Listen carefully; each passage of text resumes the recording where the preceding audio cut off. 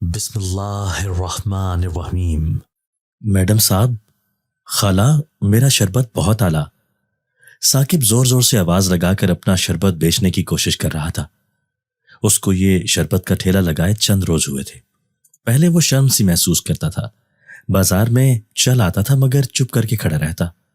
اس کی ماں بہت پریشان تھی، وہ غریب لوگ تھے، اگر روز روز بنا ہوا شربت واپس آتا تو بہت نقصان ہو رہا تھا۔ اس نے آج ثاقب سے کہا کہ بیٹا، جیسے دوسرے ٹھیلے والے لوگوں کو آواز لگا لگا کر بلاتے ہیں تم بھی ایسا ہی کرو، ورنہ کسی کو معلوم ہی نہ ہوگا کہ تم بیچ کیا رہے ہو۔ گھر سے نکلتے ہوئے ثاقب خوب گھبرا رہا تھا اور ساتھ ہی اماں بھی نا امید سے نظر آ رہی تھی۔ آج وہ بازار سے تھوڑا پہلے ہی کھڑا ہو گیا کیونکہ اسے لگا کہ یہاں لوگ کم ہیں تو اس کو زیادہ لوگ دیکھیں گے نہیں۔ اس نے سوچا کہ جب تک اسے عادت نہ ہو جائے وہ یوں ہی کم رش والی جگہ پر کھڑا ہو کر آوازیں لگایا کرے گا۔ ثاقب کی عمر صرف 19 سال تھی۔ وہ ابھی سیکنڈ ایئر ہی میں تھا کہ اچانک سے اس کے ابو فوت ہو گئے۔ ابو مستری تھے، کسی اونچی عمارت کی چھت ڈال رہے تھے کہ اچانک حادثاتی طور پر چھت سے گرے، کئی دن ہاسپٹل میں رہے اور پھر اللہ کو پیارے ہو گئے۔ اس حادثے نے اس پورے گھر کو توڑ کر رکھ دیا تھا۔ 3 بھائی ثاقب سے چھوٹے تھے، ایک بڑی بہن تھی جو شادی شدہ تھی، لیکن اس کے لالچی سسرال والوں نے شادی کے بعد طرح طرح کے تقاضے کر کے اسے چند ماہ رکھا اور پھر اسے اس کے باپ کے گھر بٹھا گئے۔ ابو زندہ تھے تو کھینچ تان کر زندگی کی گاڑی کو چلا رہے تھے۔ اس کے ابو جس انسان کا گھر بنا رہے تھے وہ کافی رحم دل تھا۔ اس نے اپنی حیثیت کے مطابق ان لوگوں کو معاوضہ ادا کیا۔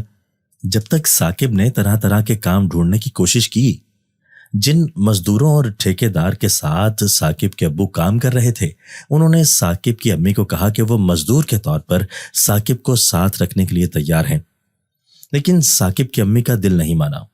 وہ پہلے ہی اپنے گھر کے سربراہ کو کھو چکی تھی اور ابھی تو ثاقب کی کوئی خاص عمر بھی نہیں تھی۔ یہ ٹھیلا اسے برابر والے مجید انکل نے بنوا کر دیا تھا، جو ان کے گھر کے حالات سے اچھی طرح واقف تھے۔ باجی مسلسل سلائی کر رہی تھی کہ گھر میں فاقے کی نوبت نہ آئے۔ اب کوئی نہ کوئی کام کرنا مجبوری بن گیا تھا، تو ثاقب نا تجربہ کاری کی وجہ سے کبھی سموسے بنا کر نکلتا، کبھی چاٹ، کبھی گول گپے، لیکن قسمت کا کھیل کچھ ایسا تھا کہ وہ کسی بھی کام میں کامیاب نہیں ہو رہا تھا۔ تو مجید انکل کہنے لگے، بیٹا ایک دم مایوس نہیں ہوتے، باقی کاروبار میں ایک دم زیادہ لگانا پڑتا ہے۔ تم ایسا کرو، فی الحال گرمیاں ہیں، کوئی ٹھنڈا شربت لگا لو۔ گھر میں رکھے مہمانوں کے لیے گلاس، گھر کے استعمال کا کولر، گھر کے پتیلے لے کر ہی اس نے دیسی سکنجبین، شکر کا شربت اور لال شربت رکھ کے کام کا آغاز کر دیا۔ لیکن 3 دن تک نہ ہونے کے برابر آمدنی نے اس کو پریشان کر دیا، اس لیے آج وہ اپنے طور پر آواز لگا لگا کر پبلسٹی کر کے شربت بیچنا چاہ رہا تھا۔ تیز دھوپ میں وہ سائیدار جگہ کو تلاش کرتا ہوا ایک گھنے درخت کے نیچے کھڑا ہو گیا۔ اس کو وہاں کھڑے ہوئے بھی 10 منٹ ہی ہوئے تھے، لیکن اسے لگ رہا تھا کہ شاید وہ کئی گھنٹوں سے یہاں کھڑا ہے۔ ایک دم اس کے پاس ایک برقع پوش عورت آ کر کھڑی ہو گئی۔ ثاقب کو لگا کہ یہ اس کی پہلی گاہک ہے۔ اس نے خوش دلی کے ساتھ اس عورت سے پوچھا، جی باجی کون سا شربت پسند کریں گی؟ اور باری باری تینوں شربتوں کے نام گنوا دیے۔ اس عورت نے نقاب کر رکھا تھا، لیکن اس کی ایک آنکھ نظر آ رہی تھی۔ اس نے کہا کہ کوئی بھی شربت پلا دو، لیکن میرے پاس پیسے نہیں ہیں اور مجھے بہت سخت پیاس لگ رہی ہے۔ میرا گھر یہاں سے بہت دور ہے اور مجھے گھر جاتے ہوئے نہ جانے کتنا وقت لگ جائے۔ میں بہت پیاسی ہوں۔ میں نے تمہیں دیکھا تو یہی سوچ کر آ گئی کہ شاید تم میری مدد کر سکو۔ یہ سن کر ثاقب تھوڑا پریشان تو ہوا، لیکن اس کے دل نے فوراً کہا کہ جیسے میں مجبور اور ضرورت مند ہوں، اسی طرح وہ عورت بھی مجھے مجبور اور ضرورت مند لگ رہی ہے۔ ویسے بھی شربت بک تو نہیں رہا، ہو سکتا ہے کہ یہ آج بھی واپس ہی لے جانا پڑے، اس لیے بہتر ہے کہ اس پیاسی عورت کو شربت پلا دوں، تو ہو سکتا ہے کہ اللہ بھی مجھ سے راضی ہو اور اس بیچاری کی دعا سے مجھے بھی گاہک نصیب ہو جائیں۔ میں نے اسے اپنی پلاسٹک کی کرسی دی اور کہا کہ آپ یہاں بیٹھ جائیں اور مجھ کو بتائیں کہ آپ کو کون سا شربت پسند ہے، میں آپ کو وہی بنا کر دیتا ہوں۔ اس نے میری طرف عجیب انداز سے دیکھا اور کہنے لگی، مجھ کو تو سارے شربت پسند ہیں، میں بہت پیاسی ہوں اور بہت دور سے آئی ہوں۔ یہ سن کر میں نے پہلے اس کو لال شربت کا ٹھنڈا ٹھار گلاس بنا کر دیا، جو اس نے ایک ہی سانس میں خالی کر دیا۔ پھر اس کو شکنجبین بنا کر دی، وہ اس کو بھی ایک ہی سانس میں پی گئی۔ پھر میں نے اس کو شکر کا شربت بنا کر دیا۔ اب میں منتظر تھا کہ وہ کیا کہتی ہے۔ تو اس نے پھر سے لال شربت کی طرف اشارہ کر دیا۔ میں تھوڑا سا گھبرا بھی گیا کہ یہ کیا ہو رہا ہے، مگر میں کچھ بول بھی نہیں پایا۔ میں چپ چاپ اس کو گلاس بھر کے دیتا رہا۔ یہ سلسلہ تقریباً 20 منٹ چلا۔ میرا ذہن یہ سوچ رہا تھا کہ اتنا پانی کوئی ایک ساتھ کیسے پی سکتا ہے، مگر میرے ٹھیلے پر رکھے برتن خالی ہونے کے قریب تھے۔ برتن اس بات کا واضح ثبوت تھے، میرے ماتھے پہ بے شمار پسینے پھوٹ رہے تھے۔ سر ایک دم چکرا رہا تھا، کھڑے کھڑے یوں لگ رہا تھا جیسے میں ابھی گر جاؤں گا۔ میری آواز جیسے میرے حلق میں ہی پھنس کر رہ گئی تھی۔ وہ عورت کرسی سے اٹھ کر چلتی ہوئی میرے پاس آ گئی۔ اس کے ہاتھ کچھ عجیب سے تھے، سخت لکڑی جیسے، لمبے بال، ہاتھ پر بدنما لگ رہے تھے۔ اس نے میرا ہاتھ پکڑ کر کھولا اور اس پر نوٹوں کی پوری گڈی رکھ دی۔ پھر میرے سر پر ہاتھ رکھ کر وہ بولی، تم کو پریشان کرنا میرا مقصد نہیں تھا، مگر تم بالکل میرے راستے میں کھڑے ہو گئے تھے، اور میری مجبوری ہے کہ جب مجھ کو پیاس لگتی ہے تو پھر مجھ سے برداشت نہیں ہوتی۔ اس کی آواز بہت نرم تھی۔ میں حیرت سے آنکھیں کھول کر اس کی طرف دیکھنا چاہ رہا تھا، مگر یوں لگ رہا تھا جیسے میری آنکھوں میں کوئی تیز روشنی سی چبھ رہی ہو۔ ایک دم تیز ہوا کا جھونکا آیا اور اس کے چہرے سے نقاب اڑ گیا۔ اس کا چہرہ ایک طرف سے جیسے جھلس گیا تھا، اور چہرے کی ایک سائیڈ یوں تھی جیسے بہت ہی خوبصورت اپسرا۔ پھر میں منظر دیکھ کر ایک طرف لڑک گیا۔ مجھ کو لگا جیسے پورا آسمان میرے سر پر آ گرا ہو۔ اتنا وزن خود پر محسوس ہوتے ہی میرا ذہن تاریکی میں ڈوب گیا۔ جب میری آنکھ کھلی تو میری امی اور باجی پریشانی سے میرے دائیں بائیں بیٹھی تھی۔ میں ایک دم سے اٹھ کر بیٹھ گیا۔ خوف سے میرے جسم کا ایک ایک روم کھڑا ہو گیا تھا۔ مجھ کو بے پناہ سردی لگ رہی تھی۔ میں کانپتے ہوئے امی کے گلے لگ گیا۔ امی مجھ کو آوازیں دے کر پکار رہی تھی، پوچھ رہی تھی کہ بیٹا کیا ہوا ہے؟ ثاقب بیٹا آنکھیں کھولو، بتاؤ کیا ہوا ہے۔ ایک دم میری نظر امی کے پیچھے کھڑی ہوئی ایک خوبصورت لڑکی پر پڑی، اور جس نے ڈاکٹر والا لباس پہن رکھا تھا۔ جیسے ہی میں نے اس کے چہرے کو غور سے دیکھا، میری آواز ہی بند ہو گئی، کیونکہ میرے سامنے وہی لڑکی اپنے پورے چہرے کے ساتھ کھڑی تھی جو آج میرے شربت کے ٹھیلے پر آئی تھی۔ امی اس کو کہنے لگی، بیٹا دیکھو نا اس کو کیا ہوا ہے۔ اس نے امی کو میرے پاس سے اٹھایا اور میرا بی پی چیک کرنے کے لیے میرا بازو پکڑ کر سیدھا کیا۔ اس کی آنکھیں میری آنکھوں میں گڑی تھی۔ میں ایک ٹک اس کو دیکھے جا رہا تھا۔ اس نے بی پی چیک کر کے مجھ کو انجیکشن لگا دیا۔ میں خاموشی سے لیٹ گیا۔ وہ میری امی اور باجی سے بات کرنے لگی اور کہنے لگی، پریشانی کی کوئی بھی بات نہیں ہے، یہ آرام کرے گا تو بالکل ٹھیک ہو جائے گا۔ اصل میں گرمی میں کھڑا ہونے کی وجہ سے اس کو لو لگ گئی ہے۔ امی نے اس کا بہت شکریہ ادا کیا اور کہنے لگی، بیٹا اگر تم اس کو گھر نہ لاتی تو نہ جانے کیا ہو جاتا۔ وہ امی اور باجی کو مسکرا کر دیکھ رہی تھی اور کہنے لگی، آنٹی آپ کا بچہ بہت نیک اور رحم دل ہے، میں نہ ہوتی تو کوئی اور ہوتا اس کو گھر پہنچانے والا۔ اچھا اب مجھ کو اجازت دیں، میں کافی دیر سے گھر نہیں پہنچی، امی پریشان ہو رہی ہوں گی۔ یہ کہہ کر وہ چلی گئی۔ باجی اس کو باہر تک چھوڑنے گئی تھی۔ امی نے پیار سے میرے بالوں میں ہاتھ پھیرنا شروع کر دیا اور چند ہی لمحوں میں نیند کی وادی میں کھو گیا۔ صبح جب میں سو کر اٹھا تو مجھے سخت بخار محسوس ہو رہا تھا۔ مجھے اٹھتا دیکھ کر امی فوراً میرے پاس چلی آئیں۔ میرا چہرہ سرخ ہو رہا تھا۔ امی نے میرے سر پر ہاتھ رکھا اور کہنے لگی، ارے تمہیں تو تیز بخار ہے۔ مجھے بہت کمزوری محسوس ہو رہی تھی۔ امی نے مجھے ناشتہ کروایا اور کہنے لگی، چلو تمہیں لے کر ڈاکٹر کے پاس چلتی ہوں۔ امی اپنی چادر لینے چلی گئی۔ اتنے میں دروازے پر دستک ہوئی۔ میری باجی فوزیہ نے جا کر دروازہ کھولا تو وہاں کل والی لڑکی کھڑی تھی۔ میں سامنے چارپائی پر بیٹھا ہوا تھا۔ جیسے ہی میری نظر اس سے ملی تو وہ عجیب سے انداز میں مسکرائی۔ میرا دل خوف کی وجہ سے ایک دم سکڑ سا گیا، لیکن اس میں نہ جانے کیا بات تھی کہ میں گھر والوں سے اس کے بارے میں کوئی بھی بات نہیں کر پا رہا تھا۔ اس نے فوزیہ باجی کو سلام کیا اور وہ اسے اپنے ساتھ لے کر اندر آ گئی۔ امی چادر اوڑھ کر آ چکی تھی۔ امی بھی اسے دیکھ کر خوش ہو گئی۔ وہ دنیا بھر کی معصومیت اپنے چہرے پر سجا کر امی سے پوچھنے لگی کہ آنٹی کہیں جانے کی تیاری ہے؟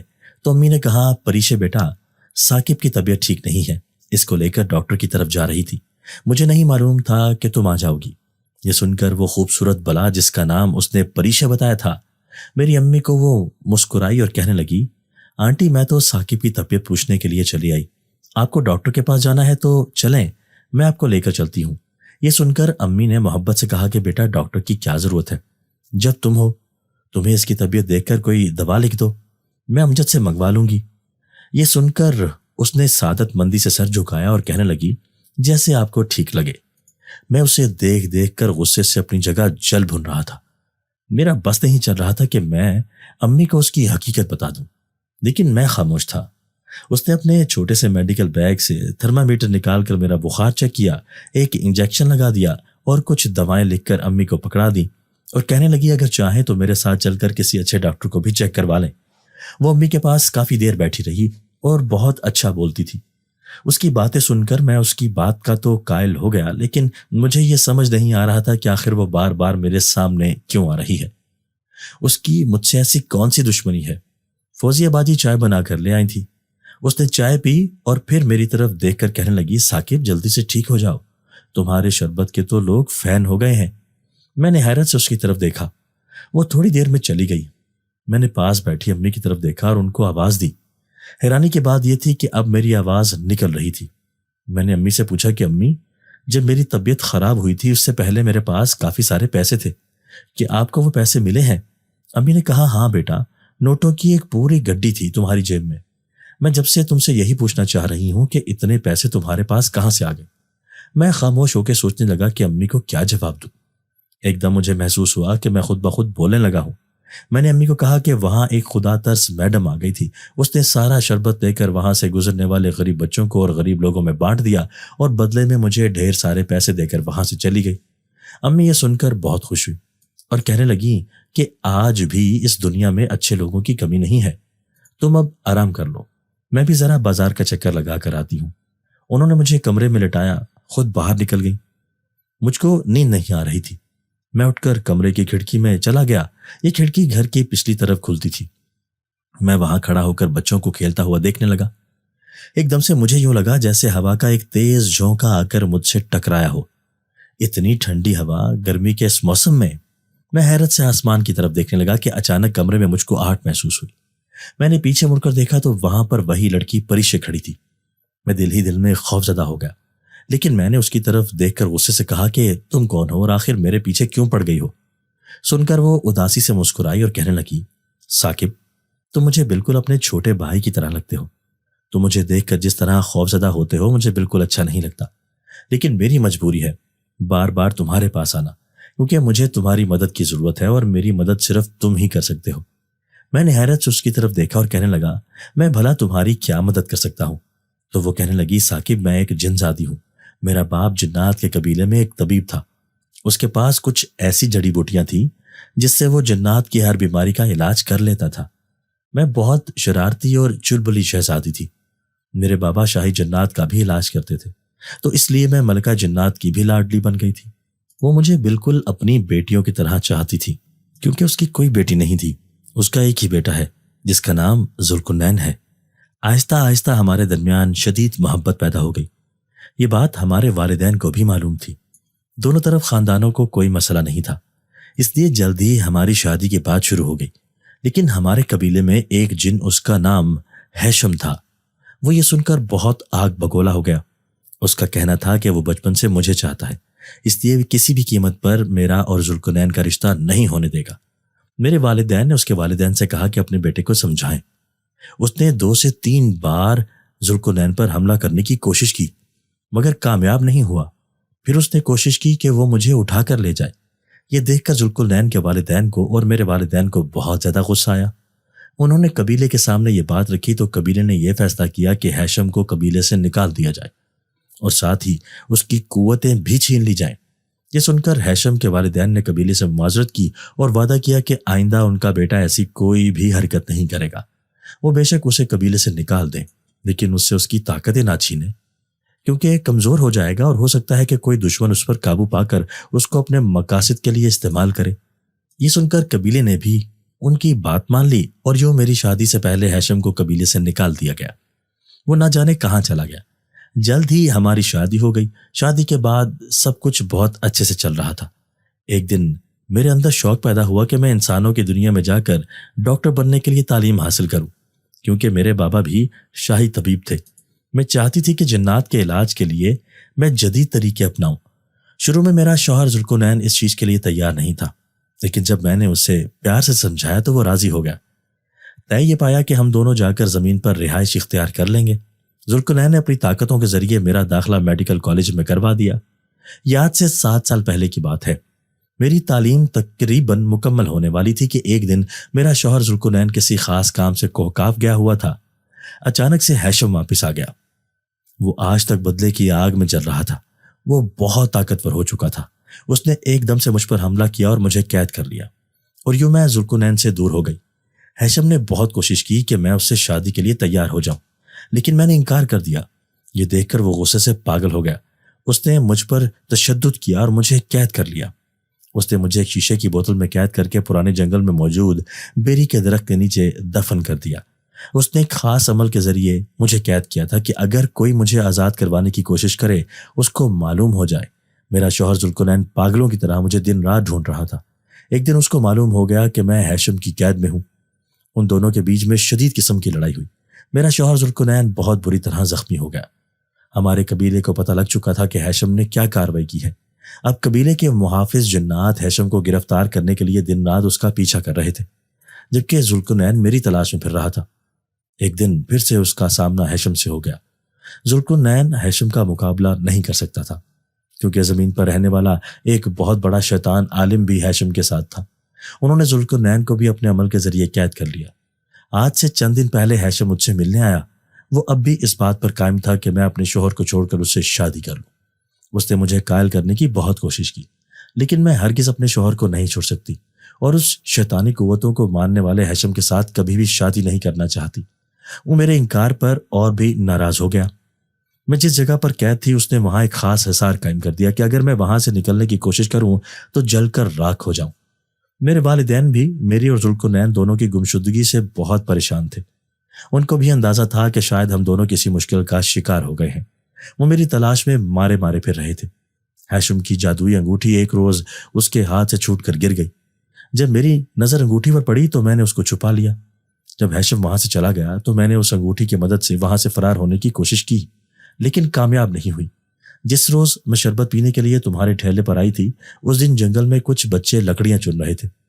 میں جس بیری کے درخت میں قید تھی اس درخت پر بہت سے بیر لگے ہوئے تھے، لیکن کیونکہ یہ بیری جادوئی بیری تھی اس لیے بچوں نے نیچے کھڑے ہو کر بہت پتھر پھینکے مگر بیر نہیں گر رہے تھے۔ ان میں سے سب سے بڑا بچہ بیری کے درخت پر چڑھ گیا۔ جب میں نے اس کو دیکھا تو فیصلہ کیا کہ اس سے مدد مانگوں۔ وہ بچہ بیری کی ٹہنیوں کو مسلسل ہلا رہا تھا مگر بیر نہیں گر رہے تھے۔ وہ یہ دیکھ کر کافی غصے میں آ گیا۔ اس نے اپنے ہاتھ میں موجود چھوٹی سی کلہاڑی سے بیری کی ٹہنی کو کاٹنا شروع کر دیا۔ جیسے ہی بیری کی لکڑی کٹنی شروع ہوئی میں نے اپنی بچی کچی قوت کو جمع کیا اور زور زور سے چلانے لگی کہ بچوں میری مدد کرو۔ وہ بچے یہ سن کر پہلے تو ڈر گئے، لیکن میں نے انہیں یقین دلایا کہ میں ان کو نقصان نہیں پہنچاؤں گی۔ ان بچوں نے بیری کی ٹہنی کاٹ دی، جس کی وجہ سے مجھ تک سورج کی شعائیں پہنچ رہی تھیں۔ میں نے انہیں کہا کہ وہ کسی لکڑی کی مدد سے تنے میں موجود شیشے کی بوتل کو توڑ دیں۔ ان سب نے مل کر میری بہت مدد کی اور وہ بوتل توڑ دی جس میں قید تھی۔ بوتل ٹوٹتے ہی وہاں گہرا دھواں پھیل گیا۔ وہ بچے یہ دیکھ کر وہاں سے بھاگنے لگے۔ میں بوتل میں سے تو آزاد ہو گئی تھی، لیکن جادوگر کے حصار کی وجہ سے باہر نہیں نکل پا رہی تھی۔ میں نے ان بچوں کو روکا اور کہا کہ وہ مجھے یہاں سے باہر نکالیں، بدلے میں جو چاہیں گے میں ان کو دے دوں گی۔ وہ خانہ بدوش اور غریب بچے تھے۔ میری بات سن کر انہوں نے بیری کے درخت کو مزید کاٹا تاکہ میں وہاں سے نکل سکوں۔ یوں میں باہر نکل سکی، لیکن میرا چہرہ اور آدھا جسم بری طرح جل گیا تھا۔ وہ بچے مجھے دیکھ کر خوفزدہ ہو گئے۔ میں نے حسب وعدہ اپنے گلے میں پہنی ہوئی چین انہیں دے دی اور کہا کہ جیسے ہی میں ٹھیک ہوتی ہوں تم سے واپس آ کر ملوں گی۔ میں نے ان بچوں کو وہاں سے بھگا دیا۔ میرے پاس ہیشم کی انگوٹھی تھی جس کی مدد سے میں وہاں سے بھاگ نکلی، لیکن اتنے عرصے تک درخت میں قید رہنے کی وجہ سے میں شدید پیاسی تھی۔ تمہارے پاس شربت دیکھ کر میں رہ نہیں سکی اور وہاں گئی۔ تمہارا بہت شکریہ جو تم نے میری پیاس بجھائی۔ میں حیرت سے اس کی باتیں سن رہا تھا۔ پریشے کے چہرے پر ابھی بھی تکلیف کے اثرات تھے۔ میں نے اس سے پوچھا کہ اب میں تمہاری کیا مدد کر سکتا ہوں، تو وہ کہنے لگی کہ مجھے کچھ دن کے لیے اپنے مکان میں رہنے کی اجازت دو اور ساتھ ہی ذوالقرنین کو ڈھونڈنے میں میری مدد کرو۔ میں چند دن میں ٹھیک ہو جاؤں گی، اس کے بعد اپنے قبیلے کے محافظ جنات کو بلا سکوں گی۔ میں نے اس کو کہا کہ میں تمہاری مدد کرنے کو تیار ہوں، لیکن اگر اس جنزاد ہیشم نے میرے گھر والوں کو کوئی نقصان پہنچا دیا تو۔ یہ سن کر وہ کہنے لگی ایسا کچھ نہیں ہوگا، میں تم سے وعدہ کرتی ہوں۔ آج چاند کی 10 تاریخ ہے، مجھ کو چاند کی 14ویں رات کا انتظار ہے۔ اس روز ہم سب کی قوتوں میں بہت اضافہ ہوتا ہے۔ ایک بار میرا رابطہ میرے قبیلے سے ہو جائے، بس اس کے بعد ہیشم اور وہ جادوگر میرا کچھ نہیں بگاڑ سکیں گے۔ میں نے اسے اجازت دے دی کہ وہ اس گھر میں رہ سکتی ہے، لیکن میرا دل بہت پریشان تھا۔ میں نہیں چاہتا تھا کہ میرے چھوٹے بہن بھائیوں اور باجی فوزیہ یا امی کو کوئی بھی نقصان پہنچے۔ تھوڑی دیر میں باہر دروازے پر دستک ہوئی۔ میں نے گھبرا کر پریشے کی طرف دیکھا جو ابھی بھی میرے کمرے میں موجود تھی۔ اس نے مسکرا کر کہا کہ پریشان ہونے کی ضرورت نہیں ہے۔ وہ پلک جھپکتے ہی وہاں سے غائب ہو گئی۔ امی سیدھا میرے پاس آئی اور کہنے لگی کہ ثاقب بیٹا، اب تمہاری طبیعت کیسی ہے؟ میں نے کہا امی بہت بہتر محسوس کر رہا ہوں۔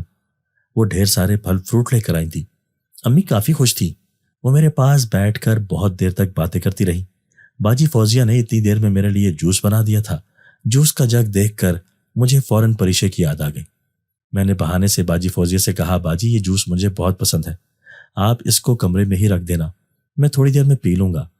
باجی بھی سن کر خوش ہو گئی اور کہنے لگی کہ پی لینا، ویسے بھی تم کل سے کچھ کھا پی نہیں رہے ہو، اچھا ہے کچھ تو توانائی بحال ہو جائے گی۔ یہ کہہ کر باجی وہاں سے چلی گئی۔ امی بھی جا چکی تھی۔ میں نے فوراً پریشے کو آواز دی۔ وہ وہاں پر ظاہر ہو گئی۔ میں نے اسے کہا کہ آپ بھی جوس پی لیں، بہتر محسوس کریں گی۔ یہ سن کر وہ احسان مندی سے مسکرانے لگی۔ یوں ہی دن گزر گیا۔ اگلی صبح میری طبیعت کافی بہتر ہو چکی تھی۔ میں نے امی سے کہا کہ امی میں آج کام پر جاؤں گا۔ امی یہ سن کر پہلے منع کرنے لگی، میری ضد کرنے پر راضی ہو گئیں۔ میں نے تیاری کی اور اپنا ٹھیلا لے کر نکل گیا۔ پریشے گھر میں ہی موجود تھی۔ میں آج بچوں کے پارک میں کھڑا تھا۔ گرمی کی وجہ سے کافی گاہک آ رہے تھے۔ باقی لوگ 20-30 روپے کا گلاس بیچ رہے تھے۔ میں نے اپنا شربت جلدی ختم کرنے کے لیے 15 روپے کا گلاس بیچنا شروع کر دیا، اور دیکھتے ہی دیکھتے 2 گھنٹے میں میرا شربت ختم ہو گیا۔ تو میں نے سیدھی گھر کی راہ لی۔ ابھی میں آدھے راستے میں تھا۔ یہ سڑک کافی سنسان تھی اور پرانے جنگل کی طرف سے کچا راستہ اس روڈ پر آ کر کھلتا تھا۔ اچانک راستے میں یوں محسوس ہوا کہ مٹی کا ایک طوفان سا اٹھا ہو۔ ویسے تو سڑک صاف ستھری تھی، اچانک اتنی مٹی اور تیز ہوا دیکھ کر میں گھبرا گیا۔ میں ڈر کر وہیں بیٹھ گیا۔ اس مٹی کے طوفان میں سے ایک نہایت خوفناک شکل کا ہیولا نکل کر میرے سامنے آ کر کھڑا ہو گیا۔ یوں لگ رہا تھا جیسے کوئی بہت بڑا درخت ایک دم سے میرے راستے میں آ کھڑا ہو گیا ہو۔ وہ جب بولا تھا میں نے اپنے دونوں کانوں پر اپنے ہاتھ رکھ لیے۔ اس کی آواز تیز چنگھاڑ کے برابر تھی۔ میرا دل خوف سے لرز رہا تھا۔ وہ کوئی انسان نہیں تھا۔ اس نے مجھے کہا، لڑکے تم کل اس جنگل میں گئے تھے۔ میں خوف سے اس کا چہرہ دیکھے جا رہا تھا۔ اس نے اچانک مجھے اپنی مٹھی میں پکڑ کر اٹھا لیا۔ قریب تھا کہ میں بے ہوش ہو جاتا کہ اچانک وہاں پر ایک بدصورت سا انسان پہنچ گیا۔ اس نے آتے ہی کہا، ہیشم کیا کر رہے ہو؟ چھوڑ دو اس غریب لڑکے کو۔ میں نے جب غور سے اس کی طرف دیکھا تو مجھے اندازہ ہوا کہ اس انسان کو میں نے پہلے بھی کہیں دیکھا ہے۔ اچانک مجھے یاد آیا کہ یہ انسان بہت سالوں سے ہمارے اسکول کے سامنے کچھ خوفناک قسم کی کتابیں بیچتا رہا ہے۔ اس کے پاس طرح طرح کے خوفناک بچھو ہوتے تھے۔ اکثر اس کے پاس بہت عجیب حلیے کے لوگ آتے جاتے تھے۔ میرے ابا نے مجھے سختی سے منع کر رکھا تھا کہ کبھی اس انسان کی کوئی بات نہ سنوں اور نہ ہی اس سے کوئی چیز خریدنے کی کوشش کروں۔ میں نے پوچھنے پر ابا نے بتایا تھا کہ یہ انسان کالے علم کا ماہر ہے اور جو لوگ اس کے پاس آتے ہیں وہ بھی اسی کے قبیلے کے ہیں۔ یہ جان بوجھ کر چھوٹے بچوں کو خوفناک کہانیوں کا لالچ دے کر ان سے کوئی نہ کوئی کام کروانے کے لیے کوشش کرتا رہتا ہے۔ کبھی کسی بچے کے سر کے بال مانگتا، کسی بچے سے اس کے گھر کے پالتو جانور کی دم مانگتا اور بدلے میں بچوں کو طرح طرح کے لالچ دیتا۔ جو بچہ بھی اس کو کچھ لا کر دیتا وہ بچہ شدید بیمار ہو جاتا تھا۔ ایک دن اس نے مجھ کو ڈھیر ساری چاکلیٹ دے کر کہا تھا کہ تم اپنے چند بال کاٹ کر مجھے دے دو، بدلے میں تمہیں ڈھیر سارے پیسے دوں گا۔ لیکن میں نے ابا کے ڈر کی وجہ سے اس کی بات نہیں مانی تھی اور وہاں سے بھاگ نکلا تھا۔ میں نے گھر جاتے ہی یہ بات امی کو بتائی اور انہوں نے ابا کو۔ ابا نے میرے باقی دوستوں کے گھر والوں کو بھی اس شخص کے بارے میں بتایا اور پھر اسکول کے پرنسپل نے اس کے خلاف سخت کارروائی کرتے ہوئے اس کو وہاں سے بھگا دیا تھا۔ ہیشم نے مجھے چھوڑ دیا۔ وہ ہیشم سے کہنے لگا، یہ غریب لڑکا ہے، کچھ دن پہلے ہی اس کے باپ کا انتقال ہوا ہے، اسے مت چھیڑو، چلو ہم مل کر اور جن زادی کو ڈھونڈتے ہیں، کیونکہ پورے چاند کی رات آنے والی ہے، یہ نہ ہو کہ وہ اپنے قبیلے سے رابطہ کرنے میں کامیاب ہو جائے اور وہ لوگ اس کی مدد کو پہنچ کر اس کے شوہر کو بھی آزاد کروا دیں۔ وہ جادوگر اس جن کو لے کر وہاں سے چلا گیا۔ خوف کی وجہ سے مجھ سے چلا بھی نہیں جا رہا تھا۔ میں جیسے تیسے کر کے گھر پہنچا۔ میں پورا پسینے میں بھیگا ہوا تھا۔ امی فوراً بھاگ کر آئیں اور کہنے لگی، تمہیں منع بھی کیا تھا کہ ابھی تمہاری طبیعت مکمل طور پر ٹھیک نہیں ہے، تم کام پر مت جاؤ۔ لیکن تم سنتے نہیں ہو۔ میں نے چپ چاپ ان کا ہاتھ پکڑا اور اپنے کمرے میں جا کر بستر پر لیٹ گیا۔ میں نے امی سے کہا کہ امی مجھے پانی پلا دیں اور میرے پاس بیٹھی رہیں، مجھے ڈر لگ رہا ہے۔ یہ سن کر امی نے باجی فوزیہ کو آواز دی اور کہا بیٹا اپنے بھائی کے لیے فوراً پانی لے کر آؤ۔ میں نے جب تک سارے پیسے نکال کر امی کے ہاتھ پر رکھ دی اور کہنے لگا امی کام جلدی ختم ہو گیا تھا لیکن بس واپس آتے ہوئے طبیعت خراب ہو گئی۔ امی نے میرے ماتھے پر پیار کیا اور کچھ پڑھ کر مجھے دم کرنے لگی۔ تھوڑی دیر میں باجی پانی اور جوس بنا کر لے آئی۔ باجی بھی مجھے محبت سے ڈانٹنے لگی اور کہنے لگی کوئی ضرورت نہیں ہے گھر سے باہر نکلنے کی، چند دن آرام کرو۔ میں خود بھی یہی چاہ رہا تھا کہ میں گھر سے باہر نہ جاؤں، اس لیے خاموشی سے امی اور باجی کی باتیں سنتا رہا۔ باجی شام کے کھانے کی تیاری کرنے باہر نکل گئی اور امی نے کہا کہ وہ پڑوس میں جا رہی ہیں، قرآن خوانی پر بلایا ہے ان کی دوست نے انہیں۔ امی کے باہر نکلتے ہی میں نے پریشے کو آواز دی، وہ فوراً ظاہر ہو گئی۔ میں نے اسے ہیشم اور اس جادوگر کی ساری بات بتا دی، وہ بھی گہری سوچ میں پڑ گئی۔ بس ایک دن کی بات تھی، اس کے بعد اس کے گھر والوں سے اس کا رابطہ ہو جانا تھا۔ اگلے روز ہم سب سو رہے تھے کہ ایک زوردار آواز سے آنکھ کھلی، یوں لگ رہا تھا جیسے کوئی چیز چھت پر گری ہو۔ امی باجی اور چھوٹے بھائی خوفزدہ ہو کر کمروں سے نکل آئے۔ میں بھی بھاگ کر باہر نکلا تو ایک خوفناک منظر سامنے تھا۔ گھر کی بیرونی دیوار پر بہت موٹے اور بڑی جسامت کے بلے بیٹھے ہوئے تھے۔ پوری دیوار سیاہ رنگ کے بلوں سے بھری ہوئی تھی، اتنی زیادہ بلی بہت تیز آواز میں چلا رہی تھی، یوں لگ رہا تھا جیسے بہت سارے جانور مل کر چیخ رہے ہوں۔ امی نے ہم سب کو اپنی باہوں میں لے لیا اور خود ہم سب کے سامنے کھڑی ہو گئی۔ امی بلند آواز سے قرآن پاک کی آیت پڑھ رہی تھی۔ امی نے پورے گھر پہ حصار باندھ دیا۔ وہ بلے دیوار کودنے کی کوشش کرتے تو ان کے جسم کو بری طرح سے آگ لگ جاتی اور وہ چیخ مار کر دیوار کی دوسری طرف جا گرتے۔ ایک دم بہت بڑا سایہ دیوار پر ظاہر ہوا۔ اس کو دیکھ کر خوف سے ہم سب کی جان نکلنے والی ہو گئی، لیکن میں فوراً اس کو پہچان گیا۔ وہ جنزاد ہیشم ہی تھا، مگر اس کی شکل اب اور بھی بگڑ چکی تھی۔ وہ بری طرح لہو لہان تھا۔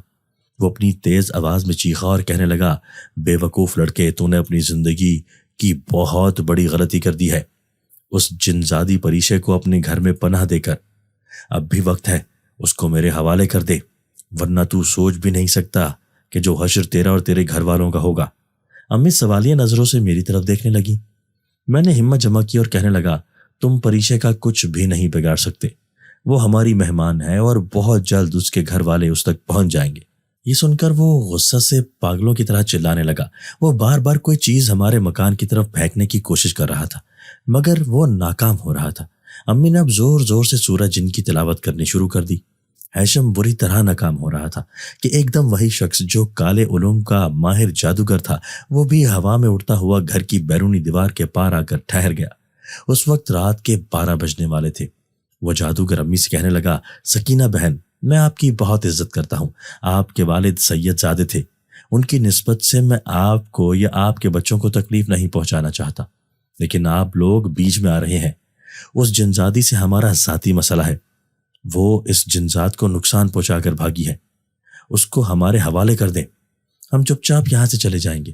یہ سنتے ہی امی کے چہرے پر نہایت غصے کے آثار پیدا ہو گئے اور وہ کہنے لگی یہ یاد ہے کہ میرے والد سید زادے تھے، تو یہ بھی یاد کر لو کہ ان کے ہوتے ہوئے تم اور تمہارا خبیث استاد کبھی کامیاب نہیں ہوئے تھے، تو آج اس کی بیٹی تم جیسے ایک مکار اور دھوکے باز 2 ٹکے کے شعبدہ باز سے گھبرا جائے گی؟ ایسا تم نے سوچ بھی کیسے لیا؟ تمہارے لیے تو میں ہی کافی ہوں۔ امی اب زور زور سے کچھ پڑھنے لگی۔ وہ سفلی جادوگر بری طرح پریشان ہو گیا، وہ کچھ بھی نہیں پڑھ پا رہا تھا۔ ایک دم بہت تیز روشنی چمکی اور بہت سارے سفید کپڑوں میں ملبوس لوگ، جن کی قد و قامت کافی طویل تھی، وہ ہمارے گھر کی بیرونی دیوار کو پار کر کے گھر کے اندر چلے آئے۔ ان کے چہرے نورانی تھے، کچھ بزرگ بھی تھے۔ ایک دم سے مجھے اپنے پیچھے پریشے کی آواز سنائی دی۔ وہ زور سے بابا کہہ کر کمرے سے باہر نکل آئی تھی۔ میری امی نے کسی حیرت کا اظہار نہیں کیا۔ پریشے بری طرح زخمی تھی، جیسے وہ اس دن مجھے پارک کے باہر ملی تھی۔ ایک بزرگ نے آگے بڑھ کر اس کو گلے سے لگا لیا۔ میں سمجھ چکا تھا کہ یہ پریشے کے خاندان والے پہنچ چکے ہیں۔ ان کے ساتھ آئے ہوئے جنات نے لپک کر باران جادوگر پر حملہ کر دیا۔ جنزاد ہیشم بھی انہیں دیکھ کر وہاں سے بھاگا نہیں، بلکہ آگے بڑھ بڑھ کر ان پر حملہ کرنے لگا۔ وہ خبیث جنات جو باران اور ہیشم کے ساتھ تھے، وہ ان محافظ جنات کے سامنے ٹک نہیں پا رہے تھے۔ ہر طرف چیخو پکار مچی ہوئی تھی۔ باران شدید پریشان تھا، جبکہ ہیشم پاگلوں کی طرح لڑ رہا تھا۔ وہ جنون میں مبتلا ہو گیا تھا۔ یہ دیکھ کر ان سفید کپڑوں میں ملبوس ایک بزرگ نے پریشے کے والد سے اجازت چاہی۔ طبیب صاحب، یہ اس طرح سے قابو نہیں آئے گا، ہمیں اجازت دیں کہ ہم اسے اپنی بھرپور قوت استعمال کر کے گرفتار کر لیں۔ یہ سن کر پریشے کے والد نے اجازت دے دی۔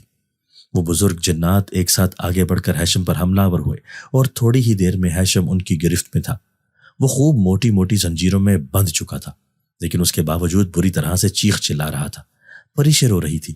اس کے والد نے اس کو تسلی دی اور کہا، جلد ہی شہزادہ ذوالقرنین کا بھی پتہ چل جائے گا، تم پریشان مت ہو بیٹی اور ہمارے ساتھ چلو۔ یہ سن کر ہیشم پاگلوں کی طرح ہنسنے لگا اور کہنے لگا، میرے جیتے جی یہ سب کچھ نہیں ہوگا۔ میں نے اس سے ایسی جگہ قید کیا ہے کہ وہ تڑپ تڑپ کر مر جائے گا، لیکن اس کو رہائی نصیب نہیں ہوگی۔ پریشے کے والد نے غضبناک ہو کر ہیشم کے اوپر زوردار آگ کا انگارہ دے مارا۔ ہیشم بری طرح چیخ کر تڑپنے لگا۔ والد نے کہا کہ یہ فیصلہ شہنشاہ جنات کریں گے کہ تمہیں اس بار کون سی سزا دی جائے، لیکن میرے صبر کو مت آزماؤ۔ تم نے میری بیٹی کو جس بری طرح سے زخمی کیا ہے اس کا بدلہ میں تم سے ضرور لوں گا۔ اور رہ گئی بات شہزادہ ذوالقرنین کی، اب ہم سب مل کر اس کو جلد سے جلد ڈھونڈ نکالیں گے۔ پریشے کے والد نے محافظ جنات کو اشارہ کیا اور وہ اس کو لے کر رات کی تاریکی میں گم ہو گئے، جو کہ بری طرح زخمی تھا۔ اس کے شیاطین مددگار اور خبیث جنات بھی اس کو چھوڑ کر بھاگ نکلے تھے۔ اب وہ کوشش کر رہا تھا کہ وہ بھی وہاں سے بھاگ جائے، لیکن میری نظر اسی پر تھی، کیونکہ میرا دل کہہ رہا تھا کہ باران کو ضرور شہزادہ ذوالقرنین کی قید کرنے کی جگہ معلوم ہونی چاہیے، کیونکہ ہیشم باران کے ساتھ مل کر ہی یہ سب کھیل کھیل رہا تھا۔ اس کو وہاں سے سرکتا دیکھ کر میں تیزی سے بھاگ کر سیڑھیوں پر چڑھا اور تیزی سے چھلانگ لگا کر باران کو دبوچ لیا۔ تھوڑی دیر پہلے تو خوف کی وجہ سے میری حالت خراب تھی، لیکن اب میں جان چکا تھا کہ باران کی ساری قوتیں دم توڑ چکی ہیں۔ وہ مجھ سے بچنے کی کوشش کر رہا تھا، لیکن ناکام ہوا۔ میں اس کو لے کر نیچے اتر آیا۔ میں نے اس کو بزرگ کے قدموں میں پھینک دیا اور انہیں کہا کہ محترم، یہ سفلی علم کا ماہر جادوگر ہے، اور ہیشم نے اسی کے ساتھ مل کر پریشے کو ڈھونڈ کر اس کو قید کیا تھا، اور پھر شہزادہ ذوالقرنین کو بھی ان دونوں نے ہی قید کیا تھا۔ یہ ضرور جانتا ہے کہ شہزادہ ذوالقرنین کس جگہ پر قید ہے، اور یہ ہیشم کی نسبت تھوڑے وقت میں ہی شہزادے کا پتہ بتا دے گا۔ بزرگ نے میری طرف محبت سے دیکھ کر کہا کہ بیٹے، تمہارا بہت شکریہ، تم نے میری بیٹی کو نہ صرف اپنے گھر میں پناہ دی بلکہ اس کی مدد بھی کی۔ ہم لوگ جلد لوٹیں گے اور اس بار تم سے ملاقات یقیناً اچھے ماحول میں ہوگی۔ پھر بزرگ نے میری امی کی طرف دیکھ کر کہا، بیٹا تمہارا بھی بہت شکریہ۔ جب تک شاہ صاحب زندہ تھے ان سے ملاقات ہو جاتی تھی، انہوں نے ہمیشہ مظلوموں کا ساتھ دیا اور ظالموں کو ظلم سے روکا۔ ان کی وفات کے بعد کبھی آپ لوگوں نے کوئی رابطہ نہیں کیا، تو ہم نے سوچا شاید ان کی اولاد میں سے کسی نے روحانی علوم حاصل نہیں کیے ہوں، لیکن آج جس طرح آپ نے باران اور ہیشم جیسے خطرناک اور بگڑے ہوئے ظالموں کا مقابلہ کیا اور میری بیٹی کو ان سے بچایا، تب مجھے محسوس ہوا کہ شاہ صاحب نے اپنی اولاد کو بھی روحانی علوم سکھائے تھے۔ بیٹی، آپ کو جب بھی ضرورت پڑے اپنے چچا کو ضرور یاد کرنا۔ پھر اس بزرگ نے امی کے سر پر ہاتھ پھیرا اور ان سے اجازت چاہی۔ امی نے مسکرا کر کہا، ضرور چچا جان، آج آپ کو اتنے عرصے بعد دیکھ کر مجھے بھی بہت خوشی ہوئی۔ انشاءاللہ مستقبل میں ملاقات ہوتی رہے گی۔ بابا کے جانے کے بعد میرے بڑے بھائی نے کچھ عرصہ روحانی علوم سے لوگوں کا علاج کیا، لیکن اچانک کسی خبیث طاقتور جن نے انہیں مار ڈالا۔ اس کے بعد چھوٹے بھائی نے نہ خود بابا کے سکھائے ہوئے علوم استعمال کیے اور نہ ہی مجھے اجازت دی۔ بس آج تو یہ بات گھر پر آ گئی تھی، اور پھر میں پریشے سے ملتے ہی پہچان گئی تھی کہ یہ کوئی انسان نہیں بلکہ جن ذات ہے۔ اس لیے میں نے اپنے بیٹے اور پریشے کو یہ معلوم ہونے نہیں دیا کہ میں سب جانتی ہوں۔ میں حیرت سے امی کی طرف دیکھ رہا تھا۔ پریشے نے آگے بڑھ کر امی کو گلے لگا لیا۔ امی نے محبت سے اس کے گال کو تھپکا اور کہا کہ پریشان مت ہو، جلدی سب کچھ ٹھیک ہو جائے گا۔ تھوڑی دیر بعد پریشے کے والد اسے لے کر وہاں سے چلے گئے۔ ہم سب بہن بھائی حیران تھے۔ ہم لوگ ایک دوسرے کا منہ دیکھ رہے تھے۔ امی ہمیں دیکھ کر ہنسنے لگی اور کہنے لگی، تمہارے نانا بہت بڑے روحانی عالم تھے۔ میں تمہارے دونوں ماموں اکثر ان کے پاس ہوتے تھے جب وہ کوئی عمل کر رہے ہوتے تھے۔ انہوں نے ہم تینوں بہن بھائیوں کو نہ صرف علم سکھائے بلکہ اس کی اجازت بھی دی تھی، لیکن تمہارے بڑے ماموں کے اچانک انتقال سے چھوٹے ماموں نے مجھے سختی سے منع کر دیا تھا کہ بیٹا تم ان سب چیزوں سے دور رہنا، کیونکہ اس وقت تک میری شادی ہو گئی تھی اور بچے بھی تھے۔ بس پھر تمہارے ابو کے ساتھ رہتے ہوئے کبھی سوچا ہی نہیں کہ کبھی ان علوم کا استعمال کروں، لیکن آج جب اپنی اولاد کو خطرے میں دیکھا تو خود کو روک نہیں پائی۔ ہم پانچوں بہن بھائی اپنی امی سے لپٹ گئے۔ انہوں نے ساری زندگی کبھی ابو کے سامنے اپنی کسی خواہش کا ذکر نہیں کیا تھا۔ حالانکہ امی کے میکے کے حالات بہت اچھے اور خوشحال تھے، لیکن ابو کے ساتھ انہوں نے بڑے صبر سے مشکل حالات کا مقابلہ کیا۔ ہم سب لوگ امی کے ساتھ اپنے کمرے میں آ گئے۔ امی نے کہا، آرام کرو تم لوگ، آج کسی کا بھی دل اکیلے سونے کو نہیں کر رہا تھا، اسی لیے امی ہم سب کو لے کر قالین پر ہی سونے لگی۔ اگلی صبح معمول کے مطابق ہوئی۔ رات ہونے والے ہنگامے کا کسی پڑوسی کو کوئی علم نہیں تھا، لیکن پڑوس والی خالہ زبیدہ صبح صبح امی کے پاس دوڑی چلی آئی اور کہنے لگی، سکینہ سب کچھ خیریت ہے نا؟ امی کہنے لگی، جی زبیدہ خالہ سب ٹھیک ہے۔ تو وہ امی سے رازداری سے کہنے لگی کہ کل رات اپنی چھت پر ٹہل رہی تھی کہ اچانک میں نے دیکھا کہ ایک بہت بڑا آگ کا گولا سا اڑ کر تمہاری چھت تک آیا ہے اور ایک دم زوردار دھماکے سے وہ پھٹ کر نیچے گر گیا۔ میں بہت بری طرح ڈر گئی تھی۔ میں نے اپنے میاں اور بیٹے کو کہا، لیکن وہ کہنے لگے، آپ کو رات کو نیند نہیں آتی، ہو سکتا ہے آپ کو کوئی وہم ہوا ہو، بس اسی لیے میں تمہاری طرف دوڑی چلی آئی۔ امی نے ان کو خوبصورتی سے ٹال دیا، ارے خالہ ایسا کچھ نہیں ہوا، اگر ایسا کچھ ہوتا تو ہماری آنکھ کھل جاتی۔ امی نے ان کے لیے چائے بنوائی۔ خالہ تھوڑی دیر ہمارے پاس بیٹھ کر اٹھ کر چلی گئی۔ خالہ کے جاتے ہی امی نے میرا ہاتھ پکڑا اور کہنے لگی، چلو چھت پر میرے ساتھ چلو، دیکھنا ہے کہ کیا ہوا ہے۔ میں، امی اور باجی چھت پر دوڑے۔ چھوٹے بھائیوں کو سختی سے تاکید کی کہ وہ اوپر نہ آئے۔ چھت پر پہنچے تو دیکھا وہاں ایک مٹی کا مٹکا ٹوٹا ہوا پڑا تھا۔ اس میں نہ جانے کیا کیا سامان تھا، چند دالیں، گوشت، کپڑے کے ٹکڑے اور بھی نہ جانے کیا کچھ۔ ہم یہ دیکھ کر پریشان ہو گئے۔ امی نے باجی سے کہا کہ نیچے جا کر جھاڑو لے آئے اور خود کچھ پڑھتے ہوئے اس کے نزدیک گئیں۔ امی دور دور سے ہی اس کا جائزہ لے رہی تھی، باجی جھاڑو لے کر آ گئی تھی۔ امی نے ہم دونوں بہن بھائیوں کو پیچھے ہٹنے کا اشارہ کیا اور خود آنکھیں بند کر کے کچھ پڑھنے لگی۔ تھوڑی ہی دیر میں وہاں کچھ بزرگ جنات آ گئے۔ انہوں نے امی کو سلام کیا۔ امی نے ان کو چھت پر پڑی ہوئی وہ مٹی ہانڈی دکھائی اور کہنے لگی، میرے چھوٹے بچے ہیں، یہ عمل کالے جادو کی نشانی ہے، آپ لوگ میری مدد کریں، میں نہیں چاہتی کہ میری اولاد کو کوئی نقصان ہو۔ ان بزرگوں نے کچھ پڑھائی کی اور امی سے کہنے لگے، بیٹا پریشان مت ہو، یہ سب جادوگر باران نے کیا تھا، یہ خاص عمل ہے جو کسی گھر کی تباہی اور بربادی کے لیے کیا جاتا ہے۔ اس میں آپ کے بیٹے ثاقب کا پتلا بنا کر اور کچھ نجس چیزوں پر کچھ منتر پڑھ کر بھیجی گئی تھی۔ گھر پر کسی قسم کا حصار نہیں تھا، اس لیے وہ یہ ہانڈی بھیجنے میں کامیاب ہوا تھا، لیکن اب وہ خود ہماری گرفت میں ہے تو اس کے سارے عمل بیکار ہو چکے ہیں۔ پھر بھی آپ پریشان مت ہو، ہم اس گھر کی حفاظت کے لیے حصار کھینچ جائیں گے اور ساتھ ہی بچوں کے لیے بھی نقش بنا کر دے دیں گے۔ امی نے چھت کی صفائی کر دی اور وہ نجاست بھی دھو دی۔ وہ بزرگ جنات وہاں سے چلے گئے۔ ہم سب بہن بھائیوں کے گلے میں ان کے دیے ہوئے حفاظتی نقش موجود تھے۔ ہمارے لیے یہ سب کچھ ناقابل یقین تھا۔ اس بات کو ایک ہفتہ گزر چکا تھا۔ ہم سب لوگ رات کا کھانا کھا کر بیٹھے تھے کہ وہاں پر پریشا آ گئی۔ پریشا کافی بہتر تھی، اس کے چہرے کے زخم بہت حد تک ٹھیک ہو چکے تھے۔ اس نے آ کر محبت سے امی کو سلام کیا۔ ہم سب بہن بھائی بھی اسے دیکھ کر بہت خوش تھے۔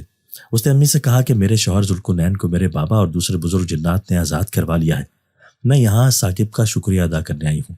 امی یہ سن کر بہت خوشی اور کہنے لگی، بیٹا یہ تو بہت اچھی بات ہے، اللہ پاک تمہیں ہمیشہ خوش رکھے۔ پریشا نے اپنے شوہر ذوالقرنین کو آواز دی۔ وہ نہایت خوبصورت اور نرم مزاج کا نوجوان تھا۔ اس نے آ کر مجھ سے بہت محبت کے ساتھ ہاتھ ملایا اور کہنے لگا، دوست تمہاری وجہ سے آج میں اور میری بیوی ایک ساتھ ہیں، مجھے بہت خوشی ہوگی اگر میں تمہارے کسی کام آ سکوں۔ میں یہ سن کر امی کی طرف دیکھنے لگا۔